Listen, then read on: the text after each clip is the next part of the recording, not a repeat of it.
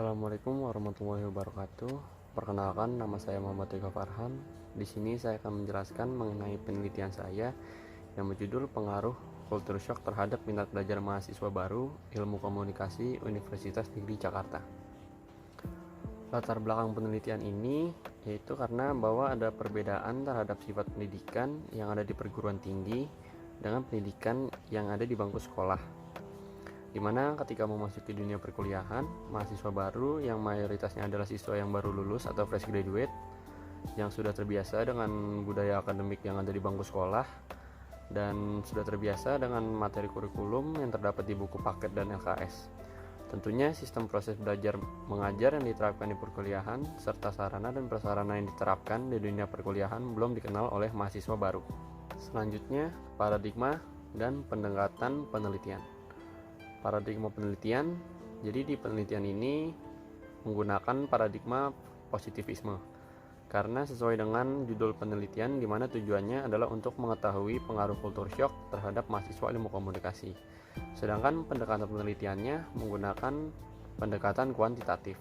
Pada jurnal Manajemen dan Kewirausahaan volume 4 nomor 2 September 2002 halaman 123 sampai 136 dijelaskan oleh Williams bahwa ada 5 pandangan dasar mengenai pendekatan kuantitatif.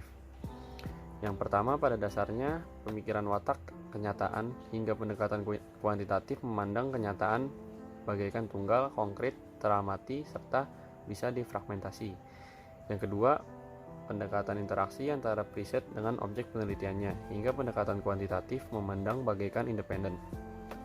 Yang ketiga, pada dasarnya pemikiran posibilitas generalis hingga pendekatan kuantitatif leluasa dari jalinan konteks serta waktu atau nomothetic statement. Yang keempat, pada dasarnya penelitian posibilitas kausal hingga pendekatan kuantitatif senantiasa memisahkan antara real temporal simultan yang mendahuluinya saat sebelum kesimpulannya melahirkan akibat-akibat. Yang kelima, pada dasarnya pemikiran peranan nilai hingga pendekatan kuantitatif memandang sesuatu dengan leluasa. Selanjutnya ada metode penelitian. Metode yang digunakan dalam penelitian ini adalah penelitian survei. Tujuan dari penelitian survei ini adalah untuk mendapatkan data dari tempat tertentu, bukan buatan. Dengan cara peneliti melakukan metode ini dengan mengumpulkan data mengadakan kuesioner, tes, wawancara terstruktur pada populasi besar maupun kecil. Jenis penelitian yang diambil ialah studi kasus, di mana merupakan penggalian informasi mendalam melalui permasalahan yang ada di sekitar kita. Dalam studi kasus, kita diibaratkan menjadi seorang detektif yang mencoba memecahkan masalah yang ada. Data atau informasi mengenai permasalahan menjadi hal penunjang dalam mencari solusi. Oleh karena itu, data berupa kejadian pada masa itu atau bahkan masa lampau yang berhubungan dengan topik tersebut perlu dikumpulkan untuk menyelesaikan permasalahan yang ada. Selanjutnya ada populasi, sampel, dan teknik penarikan sampel. Pada penelitian kali ini, peneliti menggunakan teknik probability sampling karena metode penelitian kali ini menggunakan data kuantitatif agar data yang terkumpul lebih bersifat kuantitas. Maka pada penelitian kali ini kami menggunakan cara pengumpulan data sebagai berikut. Yang pertama, lokasi penelitian, yaitu Universitas Negeri Jakarta, Fakultas Ilmu Sosial dengan metode daring.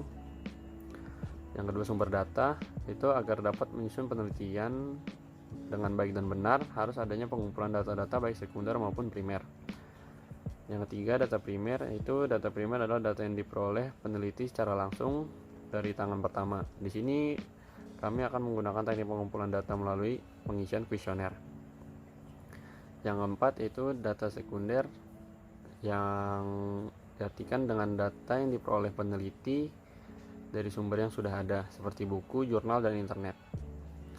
Subjek penelitian kami yaitu mahasiswa jurusan Ilmu Komunikasi, Fakultas Ilmu Sosial, Universitas Negeri Jakarta. Untuk populasi dan sampelnya, kami mengambil sampel menggunakan rumus Lovin. dengan populasi mahasiswa jurusan Ilmu Komunikasi Universitas Negeri Jakarta tahun angkatan 2019 yang berjumlah 82 orang. Maka dari itu sampel yang diambil adalah sebanyak 68 orang. Selanjutnya ada unit analisis. Penting bagi peneliti untuk menentukan unit analisisnya secara jelas dan tegas. Ketidakjelasan unit analisis akan mengakibatkan peneliti tidak dapat menentukan siapa atau apa yang akan diamatinya. Dalam penelitian ini, unit analisis yang digunakan ialah individu. Unit analisis individu merupakan unit analisis yang sangat penting dalam riset ilmu sosial. Pada ilmu sosial, temuan hasil penelitian akan menjadi sangat berharga jika temuan tersebut dapat diterapkan atau berlaku bagi semua tipe manusia. Kelompok individu yang sering menjadi objek penelitian antara lain pelajar, kelompok homoseksual, pekerja industri, dan lain-lain. Dan ini adalah ukuran sampel yang menggunakan rumus Lovin. Selanjutnya ada metode pengumpulan data. Metode pengumpulan data yang dilakukan oleh kami ialah dengan metode menyebarkan kuesioner kepada responden. Kuesioner bisa digunakan untuk mendapatkan data individu, misalnya perilaku, opini, harapan, serta kemampuan responden. Idealnya seluruh responden ingin mengisi ataupun lebih tepatnya mempunyai motivasi buat menyelesaikan persoalan maupun statement yang terdapat pada kuesioner riset. Apabila tingkatan reaksi atau response rate diharapkan 100%, yaitu maksudnya seluruh kuesioner yang dibagikan kepada responden hendak diterima kembali oleh riset dalam keadaan yang baik, serta setelah itu hendak dianalisis lebih lanjut. Setelah itu, riset atau peneliti pun wajib merancang wujud kuesionernya yang sifatnya terbuka maupun tertutup. Selanjutnya ada metode pengumpulan data, validitas. Dari tabel tersebut, menurut buku Malhotra, data uji statistik KMO dikatakan valid jika menunjukkan angka KMO berada di antara 0,5 sampai 1 dan nilai signifikansi kurang dari 0,05. Jadi dari data tersebut dapat dilihat bahwa nilai KMO 0,758 dan nilai signifikansi 0,000. Maka dari itu data ini dikatakan valid karena variabel X lebih dari 0,5 yaitu 0,758 dan nilai signifikansi di bawah 0,05 yaitu 0,000. Selanjutnya untuk tabel variabel Y dikatakan valid juga karena nilai KMO-nya berada di 0,727 dan nilai signifikansi di bawah 0,05 yaitu 0,000. Dan untuk reliabilitas, menurut buku Malhotra dapat dikatakan reliable jika Cronbach's alpha lebih besar dari 0,6 dan dikatakan tidak reliable jika Cronbach's alpha kurang dari 0,6. Pada tabel tersebut bisa dilihat jika nilai Cronbach's alpha variabel X sebesar 0,813 yaitu berarti lebih besar dari 0,6, maka bisa dikatakan reliable. Dan untuk reliabilitas variabel Y, jika dilihat dari tabelnya, Cronbach's alpha lebih besar dari 0,6 yaitu 0,771. Jadi dikatakan reliable. Selanjutnya ada metode analisis data. Metode analisis data univariat untuk variabel X. Variabel X dengan mean paling rendah yaitu 3,18 di X4 dan mean yang paling besar adalah 3,32 di X5. Dengan standar deviasi paling kecil ialah 0,745 berada di X1 dan paling besar adalah 0,822 yang berada di X2. Karena hasil rata-rata mean-nya adalah 3, berarti dari hasil tersebut menunjukkan responden yang memilih angka 3 atau setuju.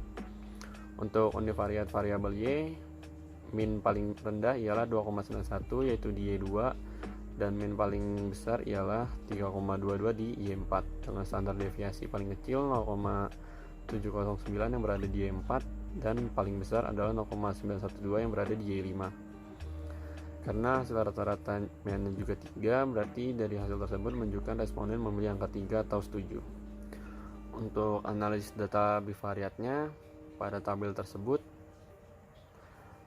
adalah hasil perhitungan analisis regresi linier sederhana. diperoleh nilai koefisiensi pada penelitian ini yaitu Y sama dengan 5,327 ditambah 0,724X. Jadi bilangan konstanta A sebesar 5,327 dan koefisien regresinya yaitu B, yakni variabel X sebesar 0,724. Karena nilai T hitung sebesar 7,901 lebih besar dari T tabel yaitu 1,994 dengan nilai signifikansi sebesar 0,000 lebih kecil dari 0,05, maka dapat diartikan bahwa pengaruh di antara variabel X dan variabel Y. Dan yang terakhir adalah keterbatasan penelitian. Keterbatasan dan kelemahan penelitian, kelemahan yang dialami peneliti ketika analisis data seperti populasi, sampel, dan lain-lain. Kelemahan penelitian yaitu diakibatkan dengan konsep, teori, dan variabel yang digunakan dalam penelitian ini. Digunakan teori-teori komunikasi dan keterbatasan teori yang digunakan dalam penelitian ini. Sekian penjelasan dari saya, kurang lebihnya mohon maaf. Assalamualaikum warahmatullahi wabarakatuh.